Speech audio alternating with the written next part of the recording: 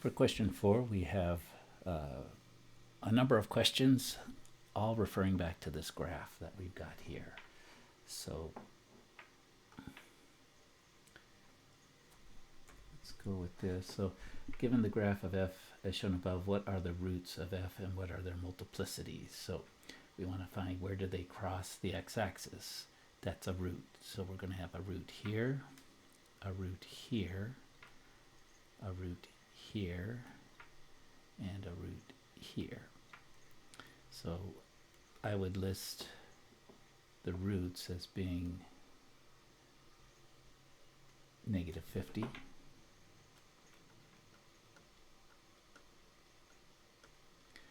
and that goes straight through, so that's got a multiplicity of 1, right? Basically that's an x to the first power.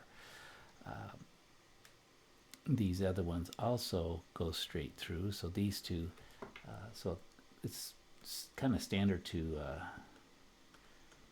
take the multiplicity of 1 to group them by their multiplicity. So we have one at negative 50. This looks like positive 25, and I'm going to call that positive 35. It's as close as I could see. I'll check the answers here too to see what they're saying they actually are. Sometimes we do that with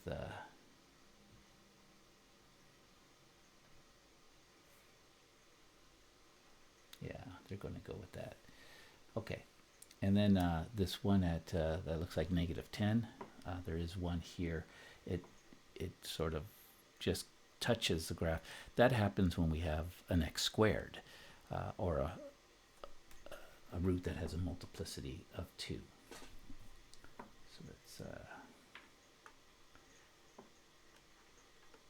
so we have one that has a multiplicity of 2. That's going to be x equals negative 10.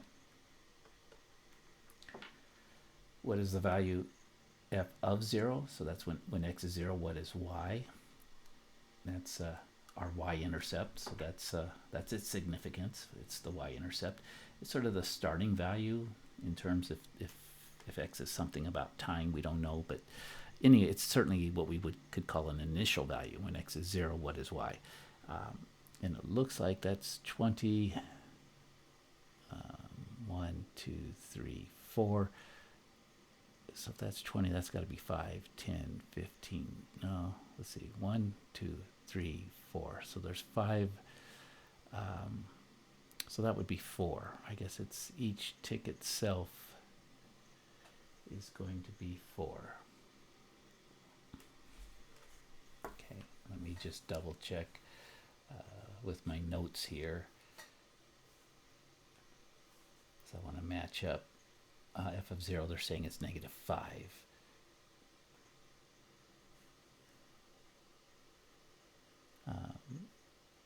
Oh, that's 25. That's negative 25. Okay, so then that makes sense. These are each 5. It's just hard to read them. So maybe if you print them out, maybe they're easier.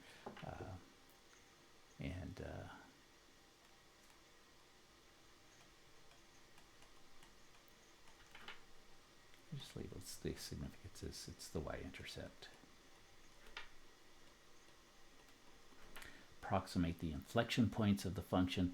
Inflection points are where it changes from concave down to concave up.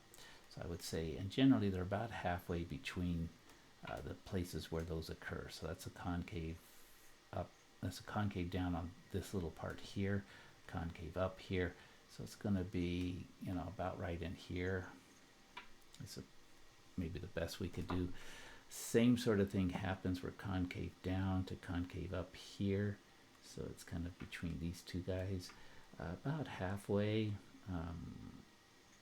where, and it's looking, okay, that's concave down. Where does it start to be concave up? It looks like probably about there, because that's negative 10 and that's positive 10. So it'd be about halfway between.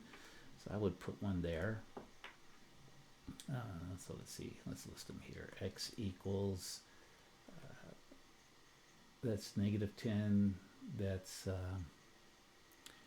negative 50, halfway would be about 25. So yeah, again, it's usually about halfway through. So I'd say there's one at negative 25, one at 0, and then this is concave up to concave down, so halfway between 10 and 30 is going to be about 20, would be the other one. And then this one looks like it goes down to infinity, so it's not going to change concavity. The one that's coming from here came from infinity, so it doesn't look like it's going to change concavity. I would say those are the three approximates. Approximate on what intervals the function is concave down. So concave down, let's change some colors here. The yellow's not a good, there we go. So concave down would be from here to about here. And then this part here also would be concave down. And then it never becomes concave. It's always going to be concave down. So I would say we've got concave down from, what's that one? Negative 25 to 0.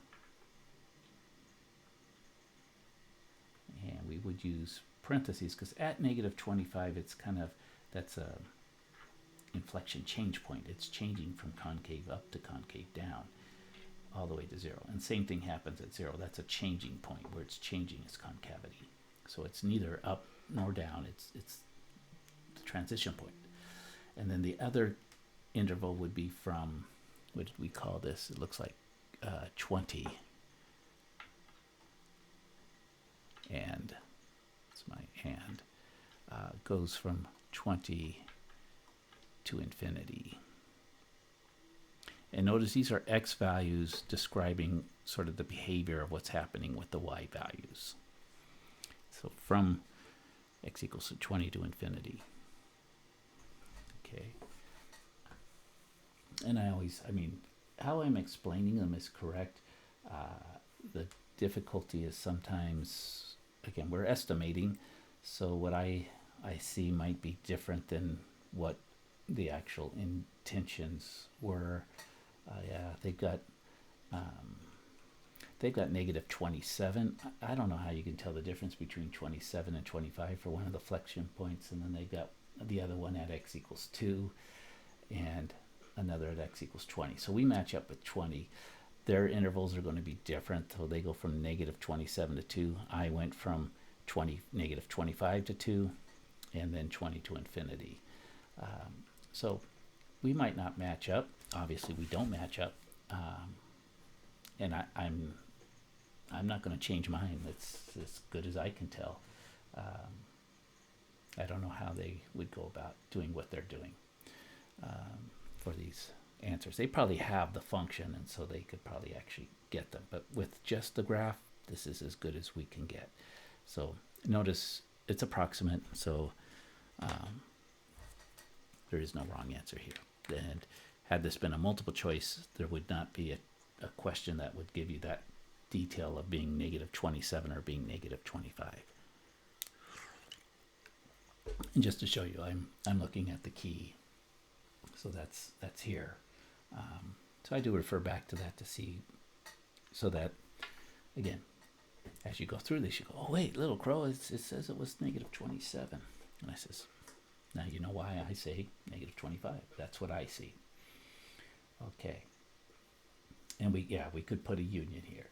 Then on what intervals is the function concave up? So let's go with violet. So concave up is going to be this portion here is concave up, and this little portion here is concave up. So I'm going to say for mine that we're going, again, actually all of this, right, it's always concave up from negative infinity until what I'm calling negative 25. And the answer key will say negative 27.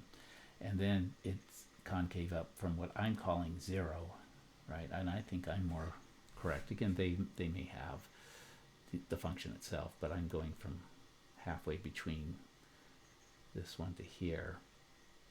So I would say 0 to about the other inflection point, which is 20. So union 0 to 20. Those are the concave up. So let's here.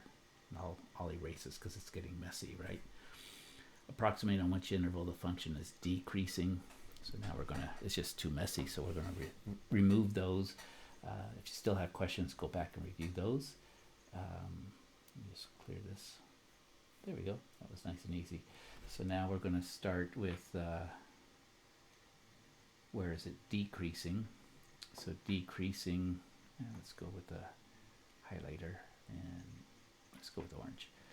So decreasing is going downwards. So all of this is going down until this point, and then it's going to decrease from this point to that point. So we're looking kind of like minimums, and then from this sort of place here, it's going to be decreasing all the way here. So we've got 3 intervals where we have decreasing. What we report is the x values. So let's switch over to the pen. And where is it decreasing? I've got more room up here, so I'm gonna put it here.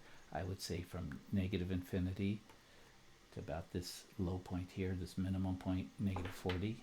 Or is that, yeah, it's negative 40. Again, we don't include the endpoints because that's where they're changing direction from increasing to decreasing, and then from negative 10 to positive 10.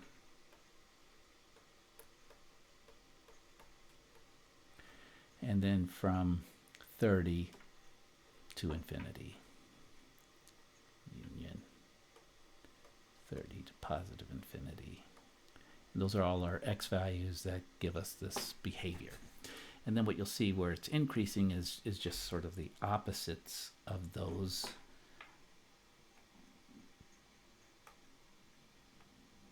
Let's do a different color. Let's go with yellow-green. So we could say our increasing sections go from here to here and here to here.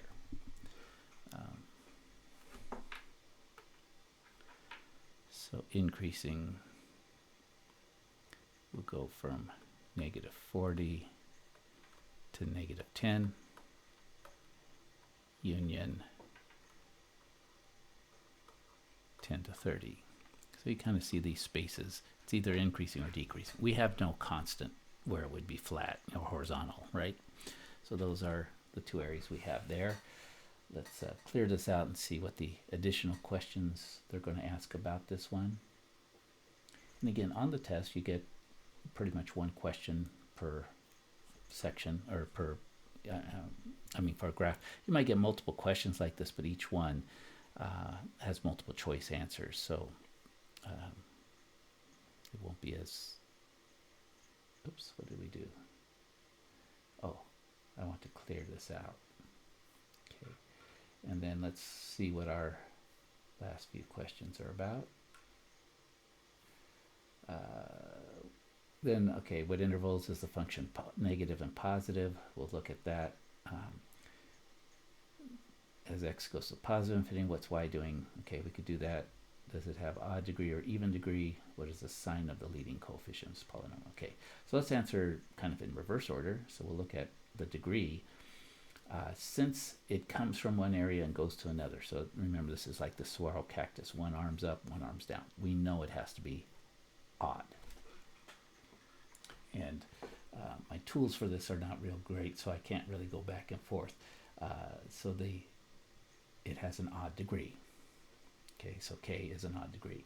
The leading coefficient, it's either going to be positive or negative. Well, we know it's negative because notice here we have, as we go in the, that's not what I want, as we go to the negative x direction, kind of these questions are interrelated. As we go in the negative x, as x goes towards negative infinity, the y is shooting up towards positive infinity. Maybe put it up there. And then as x goes to positive infinity,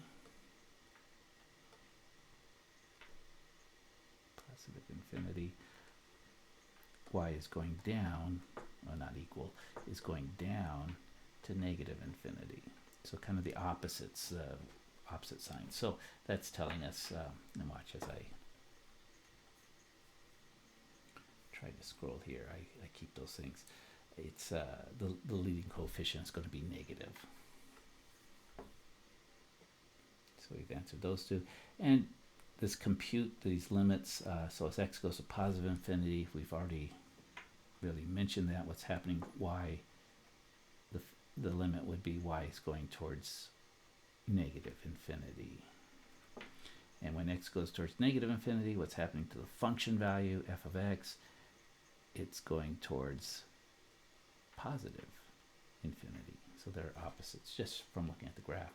And then what's positive and negative? Let's just go back to the graph and take a look at that. So positive is where do we have positive y values? And again, let's go with a highlighter. Let's try yellow, see how that works. So positive means we're above the y-axis. So here we're going to have positive here and positive here. So that is going to be tied in with the roots that we found.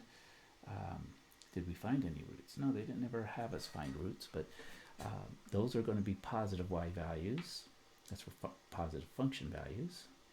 And then negative function values, let's do them in red, are going to be anywhere we're below the x-axis. Now there's one point here where we're actually equal to 0, and that's neither positive nor negative, so we kind of leave that one out.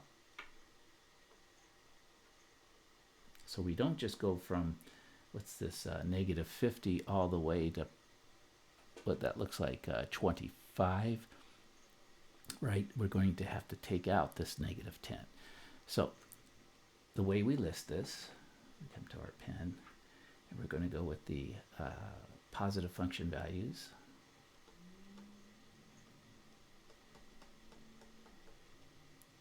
It's going to be all the yellows, so we're going to go from negative, x is negative infinity until negative 50.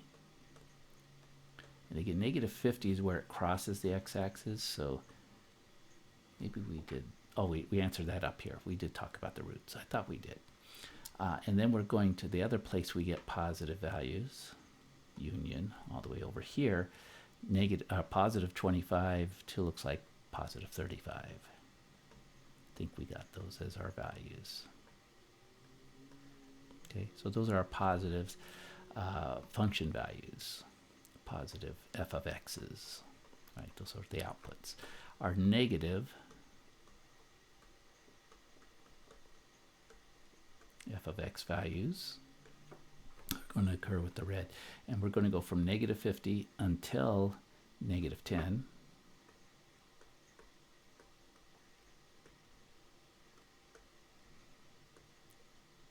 Union, because at negative 10 is actually equal to 0, so 0 is not negative. It's not positive either. At least, I don't know, you could maybe count it as positive, but it's non-negative, but it's not really positive. It's 0. And then that keeps being negative until 25. And then we union from 35 to positive infinity. So because we're talking about what way x is going, not which way y is going. What did I say? 35 to positive infinity. So notice this when we did both, even if we talk about concave up or concave down, we included pretty much the whole number line. When we talk about positive function values and negative function values, we pretty much include the whole number line. We do exclude anywhere it does actually cross the x-axis, right? So at 50, negative 50, it's equal to 0, so that's not included in either side.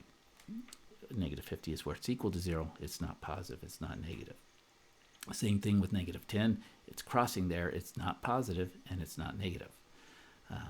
And then, of course, 25 and 35 are both excluded values from when we have this discussion about positive or negative.